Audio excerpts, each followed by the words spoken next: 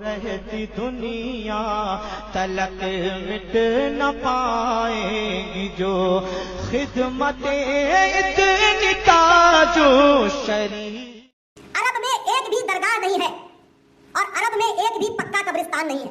جو قرآن عرب میں ہے وہی قرآن اتراکھنڈ میں ہے، وہی قرآن ہماچل میں ہے۔ تو وہاں اگر مزار حرام ہے تو بھارت میں حلال کیسے ہو گئی؟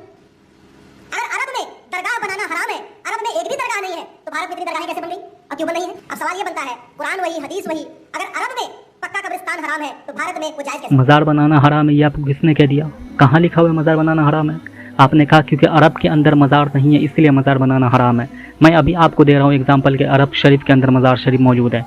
مدینہ شریف کے اندر جو قبرستان ہے جسے جنت البقیع کہتے ہیں، اس قبرستان کے اندر سیدہ فاطمہ الزہرا رضی اللہ تعالی عنہا کا باقاعدہ مزار شریف بنا ہوا تھا، اور اہل بیت کے دوسرے افراد کے مزار شریف بنے ہوئے تھے، عثمان غنی کے مزار شریف بنے ہوئے تھے۔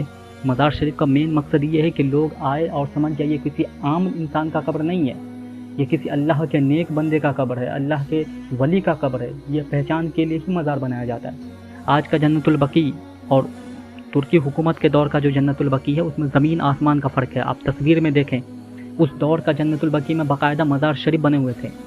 تو مزار بنانا جائز تھا، اس لیے صحابہ کرام کے قبروں کے اوپر مزار بنایا گیا۔ اور سب سے بڑی دلیل خود حضور اکرم صلی اللہ علیہ وسلم، اسلام کے پیغمبر جناب محمد عربی صلی اللہ علیہ وسلم کی قبر کے اوپر گنبد بنا ہوا ہے۔